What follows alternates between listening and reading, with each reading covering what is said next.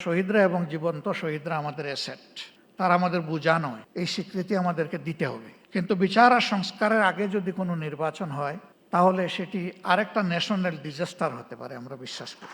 বিচার না দেখা পর্যন্ত আমরা কোনো নির্বাচন দেখতে চাই না। যারা জঘন্য অপরাধী তাদের বিচারটা অন্তত 2-4টা হলেও আমরা নিজ চোখে দেখতে চাই। বিচারটা যেন শতভাগ ট্রান্সপারেন্ট এবং ন্যায্যতার ভিত্তিতে হয়।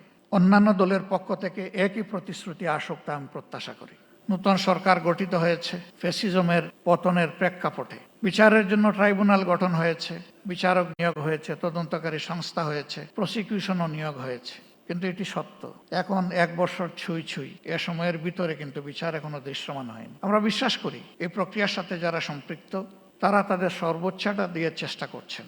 সরকারের কাছে আমাদের অনুরোধ, এই এফোর্ট কি যথেষ্ট, নাকি এই জায়গায় আরো কিছু করার আছে? যদি আরো কিছু করার থাকে সেটিই তো করা উচিত। আপনারা অনেকে জানেন, ইতিমধ্যে আমাদের সংগঠনের পক্ষ থেকে উদ্যোগ নিয়ে এই জুলাই যারা শহীদ হয়েছেন তাদের প্রোফাইলটা আমরা অন রেকর্ড নিয়ে আসার চেষ্টা করেছি। শতভাগ নিশ্চিত না হয়ে আমরা একটা নামও সেখানে যোগ করিনি। আমাদের এই প্রক্রিয়া অব্যাহত আছে, এটাকে আমরা ক্লোজ করিনি।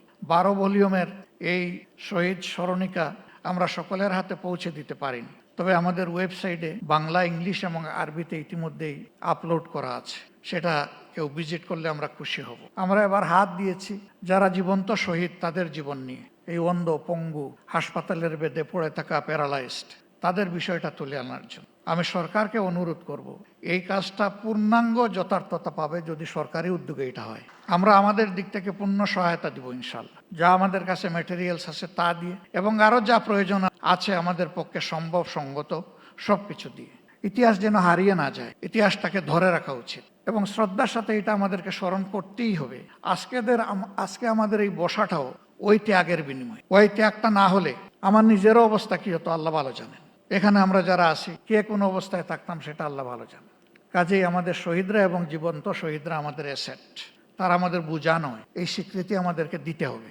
আমাদের সম্পদকে মুখে নয় বাস্তবেই সম্মান দেখাতে হবে। সরকার এবং জাতির পক্ষ থেকে সেটা যেন নিশ্চিত করা হয়। এ বিষয়ে নিশ্চিত করতে হলে 3টা জিনিস প্যারালাল চলতে হবে: বিচার, সংস্কার এবং নির্বাচন। কিন্তু বিচার আর সংস্কারের আগে যদি কোনো নির্বাচন হয় তাহলে সেটি আরেকটা ন্যাশনাল ডিজাস্টার হতে পারে, আমরা বিশ্বাস করি। গত 26 তারিখ চীন মৈত্রী সম্মেলন কেন্দ্রে, সেখানে শহীদ পরিবার সোসাইটির একটা আয়োজন ছিল। 2-4 জন বক্তব্য রেখেছেন, পুরোটা শুনতে পারিনি আমার অসুস্থতার কারণে। আংশিক শুনে আমি চলে গেছি। তাদের প্রত্যেকে অত্যন্ত সিংহের মতো গর্জন করে বলেছেন, বিচার না দেখা পর্যন্ত আমরা কোনো নির্বাচন দেখতে চাই না।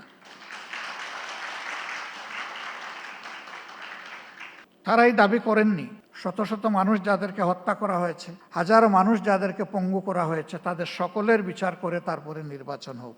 তারা তা বলেননি। তারা বলেছেন যারা জঘন্য অপরাধী তাদের বিচারটা অন্তত 2-4টা হলেও আমরা নিজ চোখে দেখতে চাই। আমরা দেশ এবং জাতিকে ভালোবাসি সবাই।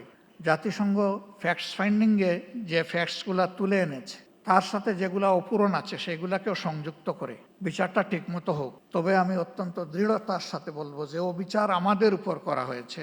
দল হিসাবে আমাদের নেতৃবৃন্দকে খুন করা হয়েছে বিচারিক আদালতে। এ ধরনের কোনো বিচারও দেখতে চাই না। বিচারটা যেন শতভাগ ট্রান্সপারেন্ট এবং ন্যায্যতার ভিত্তিতে হয়। এবং পার্সোনালি আমি বিশ্বাস করি ন্যায় বিচার প্রতিষ্ঠিত হলে কোনো অপরাধী পার পাবে না ইনশাআল্লাহ। যারা মানুষ খুন করেছে তারা তাদের ন্যায্য পাওনাটা বুঝে পাবে এবং বিচারহীনতার অথবা বিচারকে ধামা চাপা দেওয়ার যে সংস্কৃতি সেটা দূর হবে। আমরা আমাদের দলের পক্ষ থেকে প্রতিশ্রুতি দিচ্ছি, এই প্রক্রিয়ায় আমাদের পূর্ণ সমর্থন এবং সহযোগিতা থাকবে।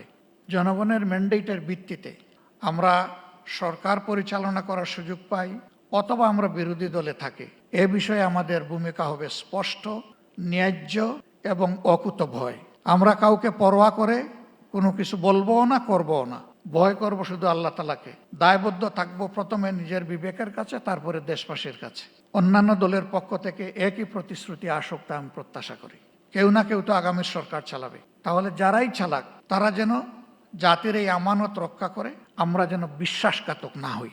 আল্লাহ রাব্বুল আলামিন এই ন্যায় বিচার কায়েমের পথে আমাদের সরকার এবং জুডিশিয়ারি দুইটাকে আপোষহীন পথ চলার তৌফিক দান করুন। এবং আমি এখানে আরেকবার বলবো, জুডিশিয়ারি আমাদের স্বাধীন, এই কথা শুনতে শুনতে কান দুটো প্রায় বন্ধ হয়ে যাওয়ার উপক্রম হয়েছে। এটারও অবসান ঘটুক এবং সত্যিকার অর্থেই জুডিশিয়ারি স্বাধীন হোক। জুডিশিয়ারি তার পূর্ণ স্বাধীনতা ভোগ করুক। তাহলে আমরা মিনিমাম ন্যায় বিচার পেতে পারি বলে আশ্বস্ত হব।